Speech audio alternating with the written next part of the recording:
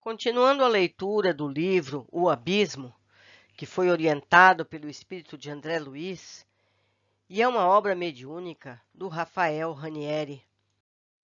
Capítulo 11. Profundidade e superfície. Ainda não andáramos muito e defrontamos imenso lago de águas paradas, um verde muito claro e transparente. Toque-o com o dedo, aconselhou Orcus. Abaixei-me e toquei as águas. Assombro e estupor encheram minha alma e cobriram minha fisionomia. Não havia possibilidade de mergulhar o dedo ou a mão naquela água. Era uma massa gelatinosa e esquisita. Levantei-me assustado e afastei-me um pouco. Na massa líquido-gelatinosa eu vira um rosto que me olhava, ansiosa e doloridamente. E quanto mais eu olhava, outros muitos me contemplavam, cheio de angústia, como se me implorassem algo que eu não sabia dizer. Devoravam-me com os olhos. Lembrei-me de Dante. Seria eu um novo Dante e estaria no inferno? Voltei-me para Orcus também, eu cheio daquela temível tristeza e pungente angústia que emanava daqueles seres. Quem éramos nós? Seria ele o Alighieri ou seria eu? És tu Virgílio e sou eu Dante? Ou és o Dante e eu sou Virgílio? Orco sorriu, tristonho. Meu filho, o abismo é o mesmo, apenas isso. Sairemos daqui como entramos, pelo amor de Deus. As palavras e os pensamentos de Dante ao mundo foram truncados, modificados, alterados, para satisfazer aqueles que vendem a própria alma, se for preciso. Tornamo-nos ao abismo para restabelecer a verdade. Tem medo? Olhei-o angustiado e voltei a contemplar na gelatina aqueles que me olhavam como quem olha o velho conhecido. O olhar daquelas criaturas era triste, dolorido e pareciam brasas de fogo a queimar minha alma. Por que estão aí? Interroguei. Perderam a forma humana, degradados pela permanência no mal, desceram até o mais profundo abismo e não têm mais corpo espiritual. Por isso, não poderão reencarnar tão cedo.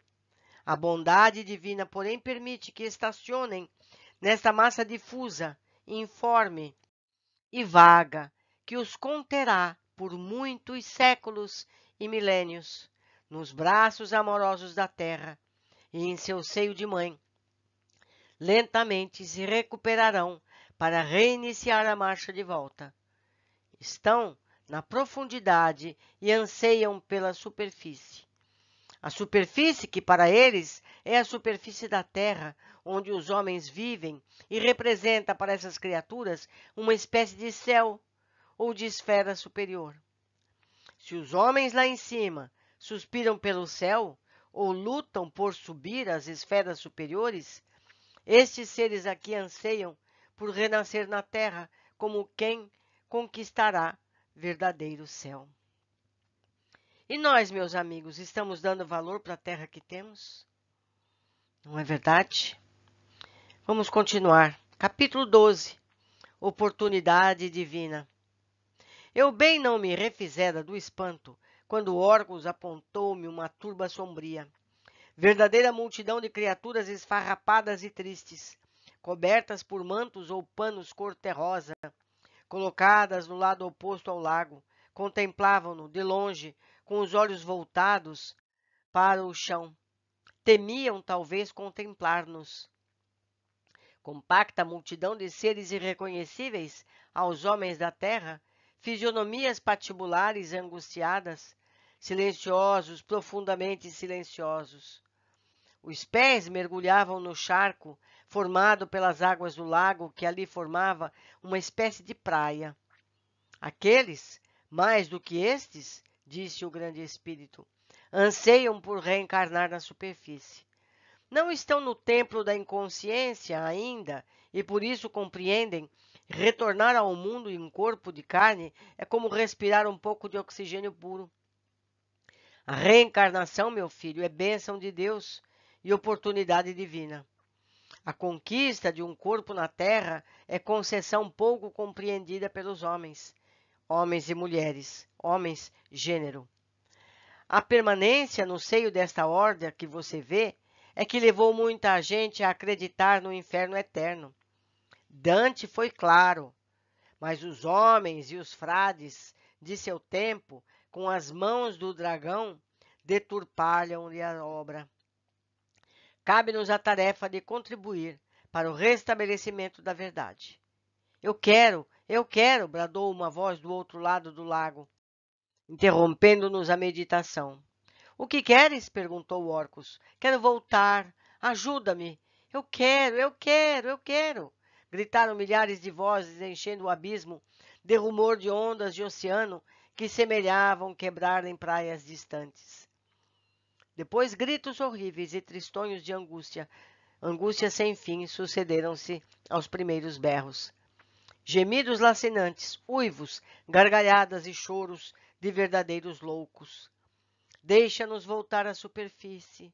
Deixa-nos, anjo do abismo. Encheram-se-me os olhos novamente de lágrimas. Orcus deteve-se também, cheio de palidez e tristeza, como quem desejasse fazer alguma coisa e não pudesse. Vi-lhe o coração cortado por 1000 dores e a alma cheia de compaixão. De repente, porém, um vozerio diferente sucedeu ao tumulto anterior. Estalos estranhos, como se chicotes de capatazes azorragassem escravos na senzala. Raios cortam o espaço e a onda subhumana recuou, espavorida. — O que é isso? — interroguei assustado. — São os dragões, esclareceu Orcus. Os terríveis dragões, perversas entidades que governam esses ermos com intensa crueldade. Incapazes de cumprir as leis de Deus, organizam-se para o mal, escravizam e fazem sofrer. Quedei-me com o coração a bater descompassado. O vozerio, ao som da vergasta, desapareceu nas trevas mais profundas. Voltei a contemplar o lago. Lá estavam aquelas caras estranhas a me olharem estranhamente. Que triste, né, meus amigos? Que triste. E a gente acha que aqui na Terra, encarnados, a vida é dura. Vamos seguir para o capítulo 13, o Império dos Dragões. Começamos a sentir os primeiros sinais do Império dos Dragões, disse Orcus. Além destas zonas, mandam eles por misericórdia divina. Não entendi por que Orcus contemplou-me como um pai a um filho e ensinou. Tudo o que ocorre no universo depende da misericórdia divina. Mesmo o mal? Mesmo o mal. Deus não violenta consciências, nem constrange ninguém. Organizou suas leis que governam os fenômenos naturais de todo o universo, e dentro delas os seres se movem. O mal é a ausência de bem. No entanto, o mal é apenas resultado da inconsciência das criaturas. Os dragões vivem porque as leis divinas permitem que elas vivam, e fazem sofrer porque as leis divinas permitem que façam sofrer. Um dia, a força mesma da lei os arrastará de novo à superfície para sofrer por sua vez e viver. Como seriam os dragões? Enquanto Orcus me ensinava, meu pensamento percorria outros caminhos. Ele percebeu porque esclareceu logo. São seres maus, perversos, terríveis, endurecidos por muitos milênios de maldade. Isto aqui é um verdadeiro inferno, mas não é inferno eterno. Só o bem pode ser eterno, o mal não. O mal é a ausência de bem, assim como a sombra é somente ou simplesmente ausência de luz. Fiquei ouvindo no íntimo de mim mesmo aquelas palavras sábias. O silêncio enchera agora as naves do abismo. Parecia que tudo emudecera. Voltáramos a ser outra vez criaturas solitárias e insignificantes em face daquelas penas e daquelas profundidades. Lá em cima, Gabriel governava silencioso e fiel. Olhei-o, Uma espécie de vertigem atingiu minha alma. Tinha a impressão que o abismo era em cima e não onde estávamos. A distância esmagava-nos. O anjo cintilava ainda como estrela solitária. Imensa ave de asas espalmadas com um sol de Deus. Ouvimos, no entanto, um rugido ensurdecedor. Estremeceu o abismo e todo o som, toda palavra ou todo o pensamento silenciara ao estertor daquele grito desumano. Senti o coração esmagado por um terror indizível. Devo ter empalidecido, porque Orcus me abraçou e disse: Não se aterrorize, é o dragão. Não pude responder, nem interrogar. Parecia-me que outra morte mais terrível e mais pungente me destruiria a vida. Aquele grito estava cheio de vibrações aterrorizantes e penetrava minhas fibras mais íntimas do ser. Contudo, caminhávamos ao seu encontro. A princípio, uma sombra mais espessa encheu o abismo, para logo em seguida uma claridade maior nos atingir. Gabriel enviara-nos maior soma de luminosidade.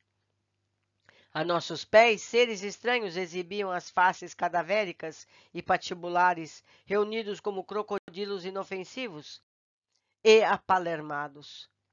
Olhei-os estarrecido. Homens monstro, homens feras, como magnetizados pela luz, arrastaram-se nas reentrâncias do caminho solitário.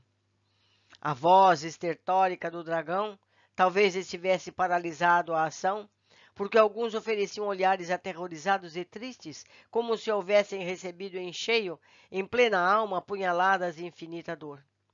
Se quiséssemos, poderiam afagá-los com a mão, como se fossem animais domésticos inofensivos. Mas observei que, assim que acabávamos de passar por eles, uma onda de gritos, uivos e expressões de revolta nascia no meio deles. Voltando-me para vê-los, contemplei-os em luta uns com os outros, entredevorando-se como cães.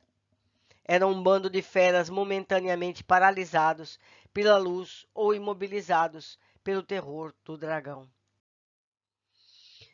Ai, meus amigos, difícil. Capítulo 14. Legião. Íamos prosseguir quando ouvimos os sons de uma espécie de batalhão em marcha. A 50 metros abaixo de nós, numa praça aberta em formação militar, criaturas que lembravam os soldados egípcios, de saiote e de capacete, marchavam em direção ao fundo da praça. Notei-lhes as fisionomias de cor amarelada terrosa e o olhar fixo como sonâmbulos que cumprissem fielmente uma obrigação. Bem formados, obedeciam a um chefe e deveriam se constituir de cerca de 500, entre aspas, homens, mais ou menos, digamos, seres. À frente, 2 deles sopesavam um pequeno cofre, apoiado em um estrado, cujas cintilações metálicas lembravam ouro, porém avermelhado. O que levam naquela caixa? Perguntei. Os pergaminhos da sua lei, ou melhor, da lei deles, informou Orcus. Imitam os judeus no templo de Jerusalém. Aquilo simboliza a arca. Aliás, no Egito Antigo também era assim. E pela lei se dirigem. Mas quem faz essa lei e o ser a quem a chamamos dragão e que a igreja denomina Lúcifer? No momento, está prisioneiro, acorrentado, no centro da praça.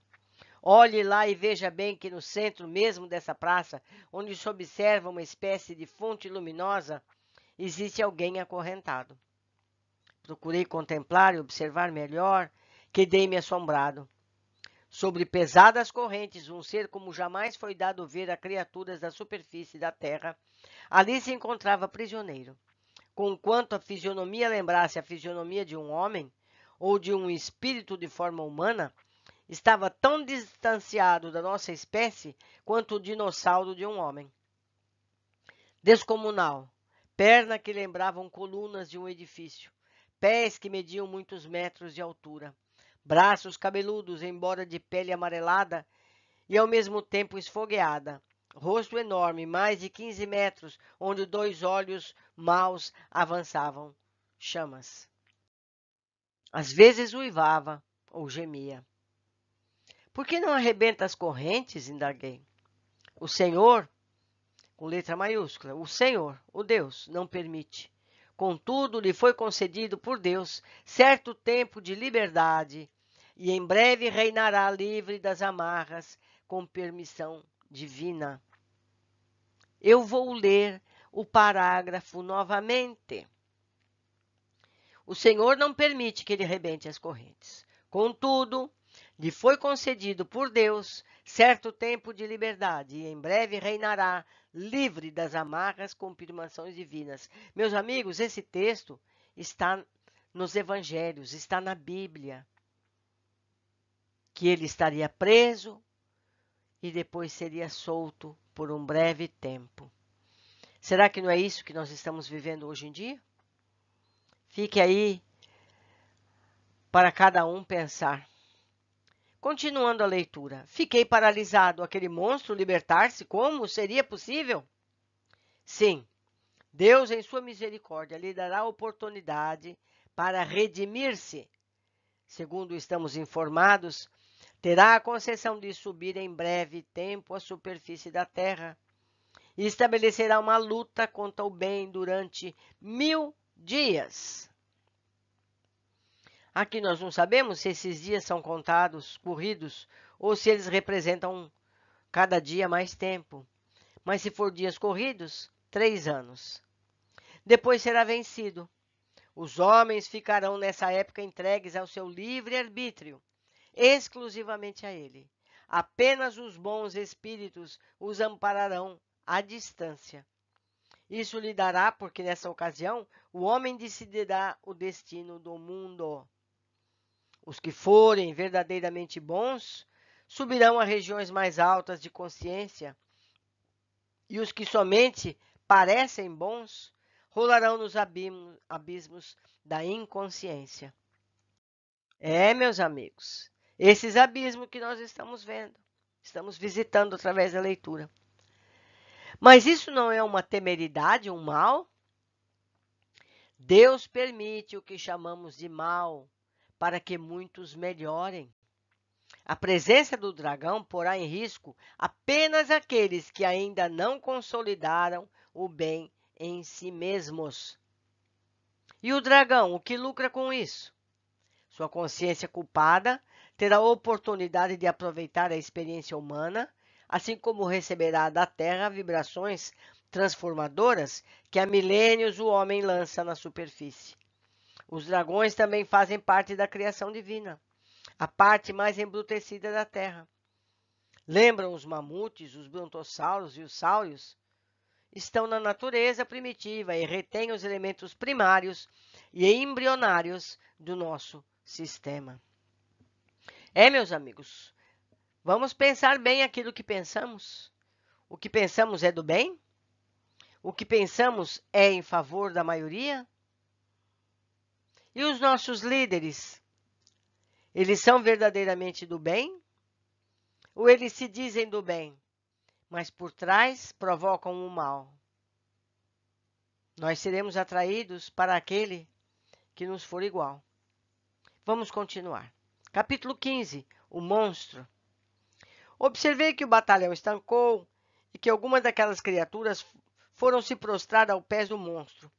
Rendiam ou pareciam render-se humildemente, culto, como se ele fosse um deus. Orcus passou-me a destra frente aos olhos e senti que minhas percepções se ampliaram grandemente, como se eu, de súbito, colocara poderoso binóculo. Passei a vê-los de perto, como se estivessem ao alcance de minhas mãos. Recuei aterrado. Aqueles espíritos possuíam um só e único olho em plena testa, e a fisionomia, cansada, lembrava de animais antediluvianos. A pele terrosa semelhava a couro endurecido e áspero. O olho era grande e a pupila fixa exibia raios de sangue em todas as direções. O dragão pareceu sorrir satisfeito e acalmou.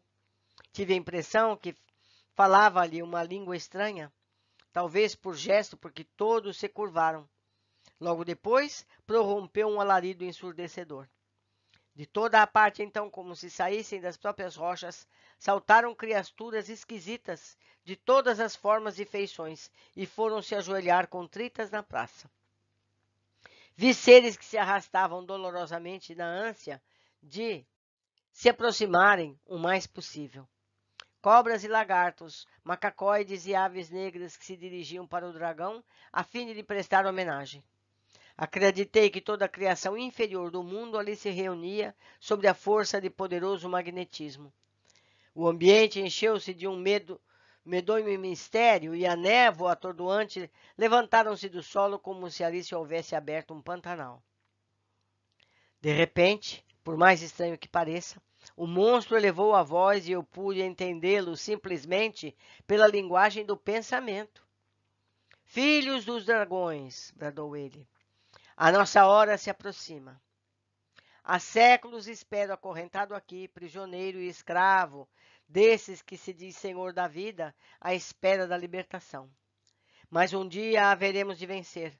Em breve, liberto, comandarei pessoalmente as nossas hostes e então invadiremos a superfície.